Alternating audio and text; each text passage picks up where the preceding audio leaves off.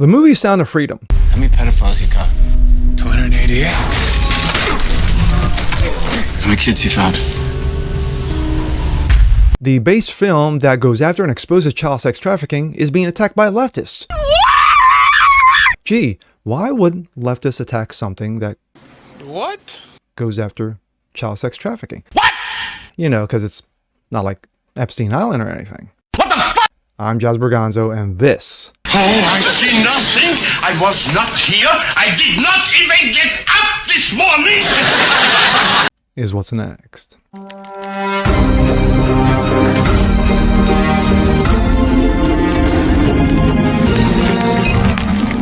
Happy Monday, guys. Jazz Berganzo, what's next? Your daily dose, common sense, facts, and salt. Hope you guys are doing well on this day today. Of course, new day, new week, and for the most part, same old shenanigans.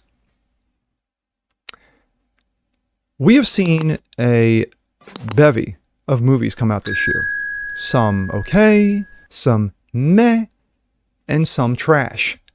Can you say The Flash or Indiana Jones 5, anyone? But when a film comes out that makes serious, hard-hitting points, that is fact-based, that tackles a subject that most people don't want to know, don't want to see, don't want it exposed. You know, it's like sort of like the sausage is made concept. You don't mind eating it, you just don't want to see how it's made. But in this situation, to expose it, you must see how it's made. In The Sound of Freedom, the film with Jim Caviezel, you know, The Passion's Jim Caviezel, he tackles this subject, blows the doors off sex child trafficking and pedophilia. And for some unknown reason, leftists have got a problem with this. Why would they have a problem with pedophilia and child sex trafficking? You know, because, you know, it's not like Epstein Island or anything. And here we go. This comes out of Outkick. Media's insane attack on The Sound of Freedom speaks volumes. Journalists have all but declared war whenever Dinesh D'Souza brings a new film to the public. D'Souza's bare-knuckle conservatism brings out the activists in most reporters. The new film, Sound of Freedom, similarly hailed by conservatives, looks nothing like a D'Souza opus.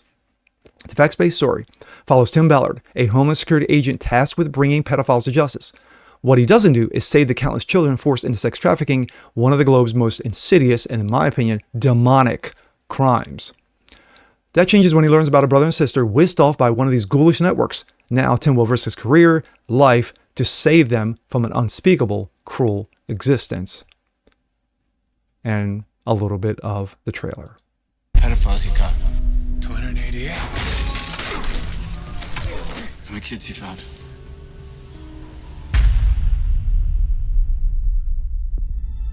It is the fastest growing international crime network that the world has ever seen. It has already passed the illegal arms trade, and soon it's gonna pass the drug trade. Because you can sell a bag of cocaine one time to a child 5 to 10 times a day. God's children are not for sale. How long you been doing this? 12 years now. How many pedophiles you got? 288. How many kids you found? Timoteo, por rescatar niños, ¿verdad? ¿Puedes ayudarme a encontrar a mi hermana? Te lo prometo. For Homeland Security, you know we can't go off rescuing Honduran kids in Colombia. Which means she'll disappear for good. Imagine walking into her room right now, seeing an empty bed. What we do? You quit your job, and you go and rescue those kids. So at this moment, she could be a block down the road, or she could be at Moscow, Bangkok, LA. She's a major operator. It's all rebel territory. No one goes in. Not the army, not the police, not us. What if this was your daughter? There's a new Marine unit coming. You're on your own. This job tears you to pieces. this is my one chance to put those pieces back together. When God tells you what to do, you cannot hesitate. Sound of Freedom takes no political stances. It evokes God a time or two, but it's hardly a faith-based thriller. It's timely, upsetting, and according to audiences, a must-see experience. The film sports a respectable 76% at Fresh Rotten Tomatoes, or I like this called Rotten Eggs, but an almost 100% audience approval. That's only part of the story. Some media organs have taken cartoonish, unprofessional stances against the film. The Guardian, a respectable progressive outlet, published a column on the film that gives new meaning to the word screed. Sound of Freedom, a QAnon-adjacent thriller seducing America, reads the headline. Really? QAnon. Yeah, okay. The trafficking follows no motivation more elaborate than the servicing of rich predators, allowing all talk of body part black markets and precious organ biochemical and adrenochrome harvesting as a satanic key to eternal life. The first rule of QAnon, you don't talk about QAnon when the normals can hear you. The free speech adverse Rolling Stone doubled down on hysteria, going as far as mocking the film's audience in the process. Sound of Freedom, a superhero movie for dads with brainworms. QAnon-tinged thriller about child trafficking is designed to appeal to the conscience of conspiracy-addled boomer. Pathetic. Is it fact-based or not? Excuse me. Are children being trafficked for sex? Yes, yes, and yes, they are. Therefore, to its boosters, the movie checks many satisfying boxes at once. Caviezel, a devout Catholic allegedly blacklisted by the entertainment industry, back for a mythological, burnished biopic of Ballard. A call for action, imagined global war against sexual predators, a blow struck at the heart of woke Hollywood, the den of iniquity that snubbed it, and lest we forget, as though produced the wealthy deviants who serve as villains in this story.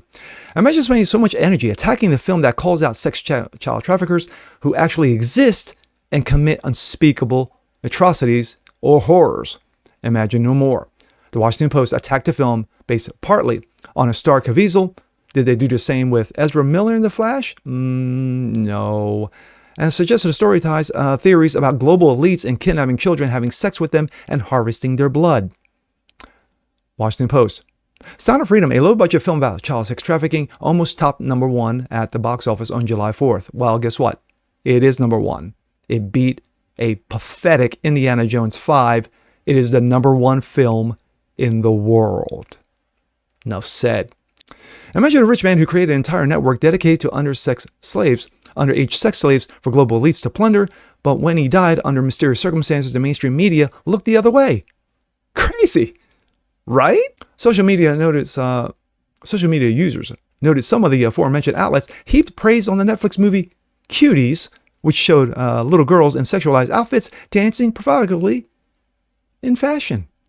Liberal critic Roger Moore hated Sound of Freedom, but he took his rage to a personal level. Moore loathes star Jim Caviezel, in part because he's a conservative Christian, and so he turns the review into a series of personal attacks. Caviezel has made his business to cynically pander to the conservative religious audience long before he started in TV's personal interest, which was canceled because he's just not an interesting, expressive actor. No, the series ran 5 seasons. And the reason why it ran 5 seasons is because, just like any other series, eventually it runs out. Time's up. My thoughts. Haters are going to hate. Haters are going to hate.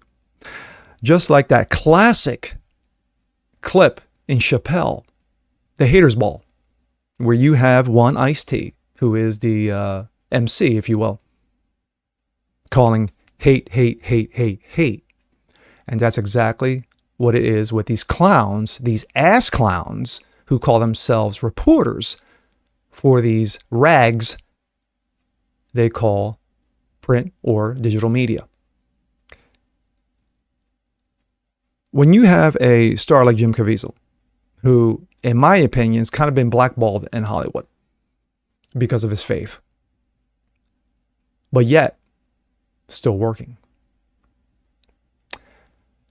and does a film that should not only have universal appeal, no matter what side of the aisle you're on, right, left, center, it doesn't matter. Child abuse is child abuse. Child sex trafficking is child sex trafficking. Pedophilia is pedophilia. But then again, when you look at these first 6 months of this year, we've had nothing but child abuse, child mutilation, pedophilia. And no, it wasn't just because of Groomer Month. When you have a dementia-riddled old man as president, pushing child mutilation, pushing destruction of our children, see who he's hired? How about that wonderful, that wonderful lawn, gathering that they had, including one guy with mental illness running around grabbing his fake breasts. But it's just me. But me, it's about time that a film like this exposed this trash. But then what's even more insidious is when you have those on the left who have no problem with Epstein and his party planes and his island. That they don't have a problem with. Ghislaine Maxwell, don't have a problem. But when it comes to a film that exposes something like this based off of facts, now they've got a problem with it. Why?